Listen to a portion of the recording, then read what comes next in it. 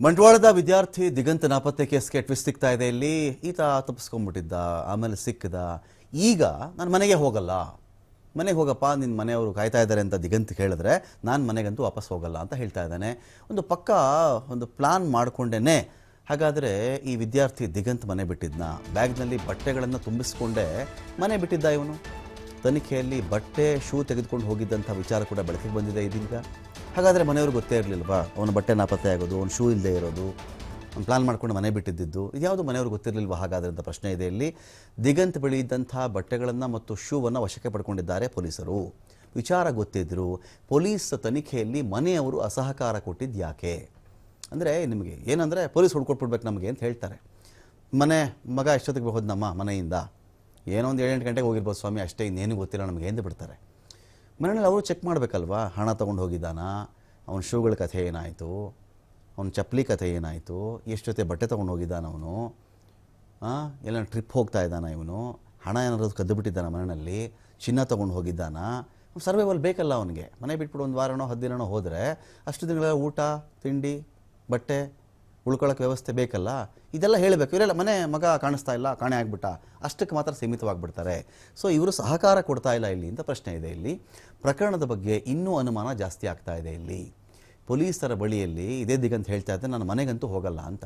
ಏನು ಟಾರ್ಚರ್ ಏನಾದರೂ ಇದೆಯಾ ಮನೆಯಲ್ಲ ಅವನಿಗೆ, ಓದ್ಕೊಳ್ಳೋ ವಿಚಾರ, ಎಕ್ಸಾಮ್ ಟೈಮು, ಇದ್ರ ಬಗ್ಗೆ ಏನಾದರೂ ಟೆನ್ಷನ್ ಇದೆಯಾ ಅವನಿಗೆ, ಏನಾದರೂ ಪ್ರೆಷರ್ ಹಾಕಿದ್ದಾರಾ, ರ್ಯಾಂಕ್ ಬಾ ಅದು ಬಾ ಇದು ಬಂದು ನಮಗೆ ಗೊತ್ತಿಲ್ಲ. 12 ದಿನಗಳ ಕಾಲ ನಡೆದಿರೋದೇನು ಅಂತ ನೋಡಿದ್ರೆ, ಬಂಟ್ವಾಳ ತಾಲೂಕಿನ ಪರಂಗಿಪೇಟೆ ಅಮ್ಮೆಮಾರ್ ನಿವಾಸಿ ದಿಗಂತ್ ಇವನು ಫೆಬ್ರವರಿ 25 ಸಾಯಂಕಾಲ 7 ಗಂಟೆಯಿಂದ ಕಾಣೆ. PUC ವಿದ್ಯಾರ್ಥಿ ಇವನು. ಆಂಜನೇಯ ವ್ಯಾಯಾಮ ಶಾಲೆಗೆ ಹೋಗಿ ಬರೋದಾಗ ಹೇಳ್ತಾನೆ ಇವನು, ನಾನೊಂದು ವ್ಯಾಯಾಮ ಶಾಲೆಗೆ ಹೋಗಿ ಬರ್ತೀನಿ ಅಂತ. ಮನೆ ಸಮೀಪದ ರೈಲ್ವೆ ಹಳಿ ಬಳಿಯಲ್ಲಿ ದಿಗಂತ್ ಚಪ್ಪಲಿ ಮೊಬೈಲ್ ಪತ್ತೆ ಆಗುತ್ತೆ.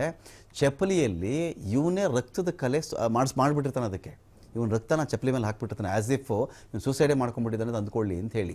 ಆತಂಕ ಜಾಸ್ತಿ ಆಯಿತು. 3 ತಂಡ ರಚನೆ ಮಾಡ್ತಾರೆ. ಬಾಲಕ ದಿಗಂತ ನಾಪತ್ತೆ ಆದ ಬೆನ್ನಲ್ಲೇ ಆಕ್ರೋಶ ಭುಗಿಲೇಳುತ್ತೆ.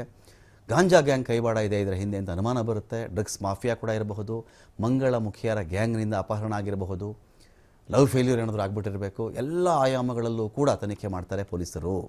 ಪೊಲೀಸ್ ವೈಫಲ್ಯವನ್ನು ಖಂಡಿಸಿ ಮಾರ್ಚ್ 1ರಂದು ಪರಂಗಿಪೇಟೆ ಬಂದ್ ಕೂಡ ಆಗಿಬಿಡುತ್ತೆ. ಶನಿವಾರ ನೋಡಿದ್ರೆ ಉಡುಪಿನಲ್ಲಿ ಇವನು ಪತ್ತೆ ಆಗಿಬಿಡ್ತಾನೆ. ದ್ವಿತೀಯ PUC ಪರೀಕ್ಷೆ ಭಯದಿಂದ ಮನೆ ಬಿಟ್ಟಿದ್ದ ದಿಗಂತ್ ಮಂಗಳೂರಿನ ಬಾಲಮಂದಿರದಲ್ಲಿ ಸದ್ಯಕ್ಕೆ ಇವನು ಇದ್ದಾನೆ ಅಂತೇಳಿ ಮಾಹಿತಿ ಗೊತ್ತಾಗಿದೆ. ಇದೀಗ ಇವನನ್ನು ಹೆಬಿಯಸ್ ಕಾರ್ಪಸ್ ಇದರಾದಾದ್ಮೇಲೆ ಇವನನ್ನು ಪ್ರೆಸೆಂಟ್ ಮಾಡಬೇಕು ಅಂತ ಆಗಿರುತ್ತಲ್ಲ, ಹಾಗೇನು ಮಾಡ್ತಾರೆ ಅಂದರೆ ಬಂಧಿ ಪ್ರತ್ಯಕ್ಷೀಕರಣ ಸಾಕ್ಷಿ ಅಂತ ಹೆಬಿಯಸ್ ಕಾರ್ಪಸ್ ಅಂತ ಹೇಳಿದ್ರೆ, ಆ ಮೂಲಕ ಹೋದಾಗ ನೀವು ಒಬ್ಬ ಮನುಷ್ಯ ಕಾಣೆ ಆಗಿಬಿಟ್ಟಿದ್ದಾನೆ ಸ್ವಾಮಿ, ನನಗೆ ಅವನನ್ನು ಹಾಜರುಪಡಿಸಿ ಕೋರ್ಟ್ಗೆ ಅಂತ ಕೋರ್ಟ್ ಮೊರೆ ಹೋದಾಗ ಆತನ ಫ್ಯಾಮಿಲಿ ಕಡೆಯವರು, ಆತನನ್ನು ಬಲ್ಲವರು, ಆಗ ಪೊಲೀಸರು ಅತಳ ವಿತಳ ಸುತಳ ರಸಾತಳ ಪಾತಾಳ ತಳಾತಳ ಎಲ್ಲೇ ಇದ್ದರೂ ಕೂಡ ಅವನನ್ನು ಕರ್ಕೊಬಂದು ಒಪ್ಪಿಸ್ಬೇಕು ಅವರು.